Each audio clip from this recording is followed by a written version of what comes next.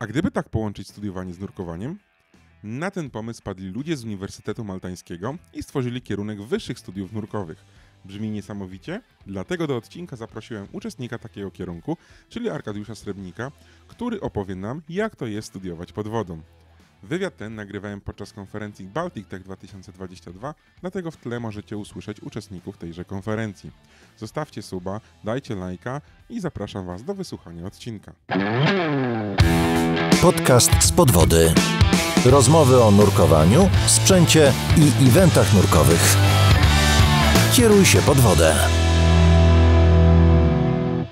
Cześć Arku, drugi raz się widzimy na Baltic Techu, nawet tym samym. Nawet na tym samym. Miałeś dzisiaj prezentację na temat wyższych studiów nurkowych, w ogóle jakiś nowy kierunek.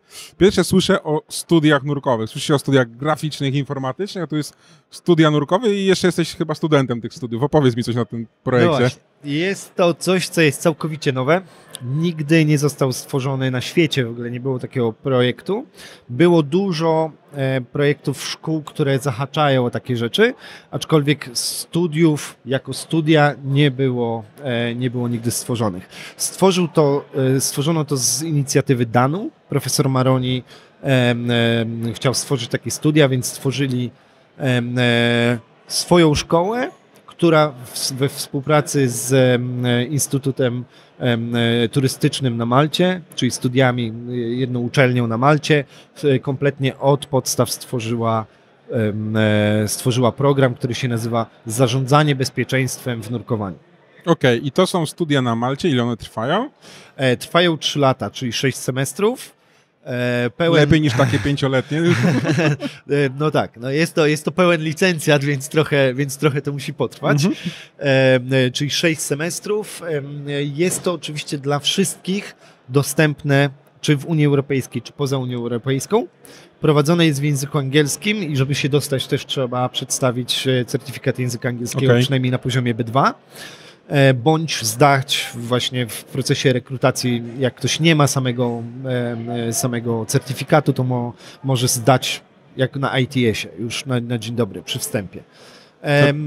Jest to prowadzone online'owo, dlatego każdy z dowolnego miejsca może no właśnie, uczestniczyć. Bo miałem pytanie, czy trzeba jechać na Maltę. Trzeba też będzie pojechać na Maltę. Właśnie, bo jak mówię, ja rozumiem, że na studiach jest teoria, no ale przychodzi czasem ta praktyka i tak online'owo chyba ciężko, nie? Online'owo bardzo ciężko, aczkolwiek tutaj jest też szkoła o to zadbała i szkoła zbudowała pod to centrum nurkowe.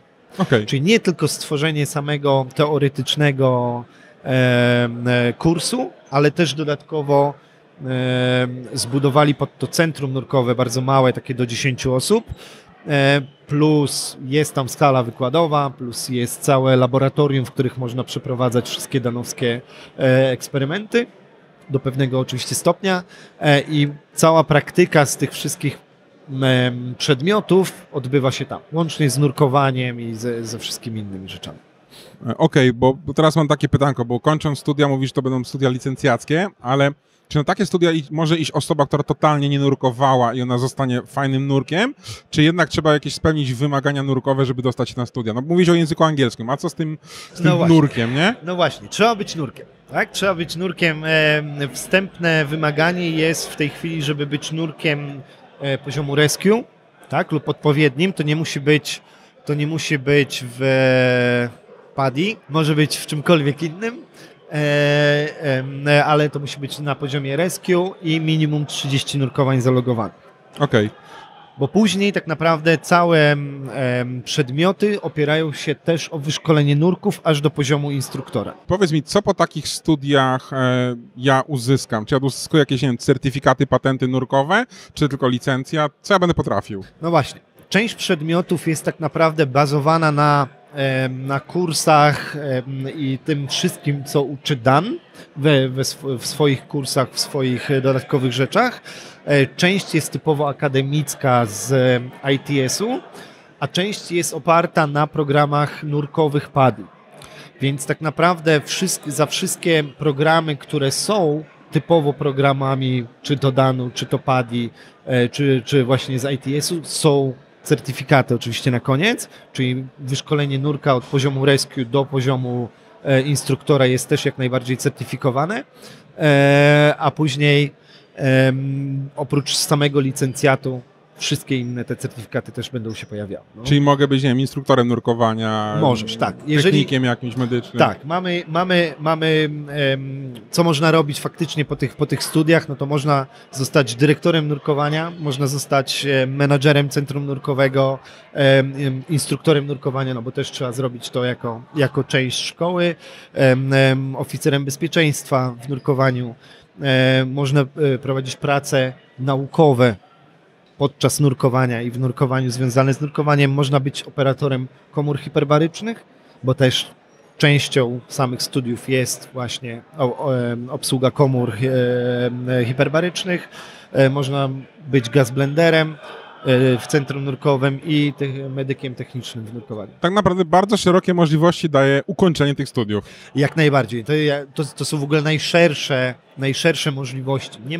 Żaden program nigdy nie dawał tak szerokiej wiedzy i tak szerokich możliwości jak właśnie ten program. Na którym jesteś w roku, w semestrze? Na drugi rok, 3. semestr, tak? Okay. Czyli powiedzmy pierwszy semestr drugiego roku. Powiedz mi, jak wygląda, macie jakieś, nie wiem, egzaminy, kolokwia, jak to na studiach? No mamy bardzo dużo egzaminów, aczkolwiek całe szczęście są zawsze na koniec semestru, tak? Nie mamy wyjściówek, więc to jest taki plusik, że jak się budzę rano i odpalam kompa, to mogę być pewny, że nie będę miał wyjściówki.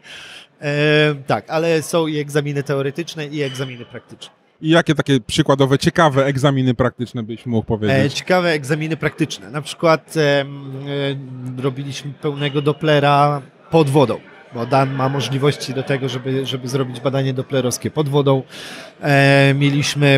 Operowaliśmy sprzętem, o którym profesor Maroni dzisiaj tutaj miał wykład, czyli ta cała telemedycyna i przekazywanie na bieżąco sygnałów życiowych nurka do DAN-u, do bazy danych DAN-u. Bazy danych DAN-u, ładnie się to zgrywa. Robiliśmy bardzo ciekawą analizę tego, jak się człowiek odwadnia i jak ciało reaguje podczas nurkowania na odwodnienie, jak ta dystrybucja wody w całym ciele, tak, czyli robiliśmy BMI przed nurkowaniem, po nurkowaniu, plus gęstość moczu sprawdzaliśmy i sprawdzaliśmy, jak później ta woda w organizmie się rozkłada. No, mnóstwo takich ciekawych rzeczy. Jest naprawdę bardzo ciekawe zajęcie. No to jak ktoś kocha nurkowanie, to jest to, nie? To jest dokładnie to, tak. No i tam jest bardzo dużo wiedzy, która naprawdę na rynku jest potrzebna, bo na przykład jednym z takich najpoważniejszych wykładów to są wykłady z prawa. I wykłady z prawa są prowadzone, bo w ogóle wszystkie te wykłady są prowadzone przez największych specjalistów z DAN-u, którzy przyjeżdżają, tak na przykład jak tutaj na Baltic Tech, robić wykłady a propos konkretnego tematu i z nimi się prowadzi normalne lekcje. I na przykład pani Luisa Cavallo, która jest głównym oskarżycielem DAN-u, ona robi nam wykłady z prawa. I do każdego tematu, tak jak na przykład jest typowy przedmiot nitroksowy, czyli tak jak bazowany na PADI zwykły nitroks, do tego dodatkowo jest na przykład prawo, które obowiązuje przy nitroksach, przy nabijaniu gazów, przy wszystkich innych rzeczach w całej Unii Europejskiej. Super. Dużo jest osób na roku? Są chętni? Chętnych jest dużo, aczkolwiek... Nie jest mało. Aczkolwiek zostaje mało. Były 3 nabory w tej chwili. Okay. Ja jestem z drugiego naboru. Pierwszy nabór ma 5 osób. Mój rocznik ma 5 osób. Trzeci nabór, który teraz dopiero wystartował, ma 4 osoby. Ale było tak, że na pierwszym roku startowało 12 osób, na moim było chyba 16 wystartowało, no a trzeci rocznik już chyba jakoś tak zweryfikował, że tylko ci, którzy chcieli, to naprawdę zostali. No ale oni jeszcze nie mieli pierwszej sesji. Powiedz mi, za ile w takim razie kończysz studia? Za 1,5 roku. To widzimy się za 1,5 roku i spytamy o efekty. Miejmy nadzieję, że będzie. Na pewno zgłoszę się jeszcze do Was, bo muszę zrobić pracę licencjacką, do której będzie ankieta, więc na pewno zgłoszę się, żebyście pomogli w dystrybucji ankiety do mojej. Super, to trzymamy kciuki za skończenie pozytywnych studiów i widzimy się w następnym odcinku. Dziękuję bardzo. Dzięki. Dziękujemy za wysłuchanie odcinka. Każde odtworzenie, każde udostępnienie, polubienie czy komentarz to dla nas bardzo cenne wsparcie. A jeśli podoba Ci się nasza twórczość, możesz wesprzeć nas w serwisie Patronite. Mamy nadzieję, że zechcesz przyłączyć się do współtworzenia Spod Wody i dorzucić swoją cegiełkę do tego projektu.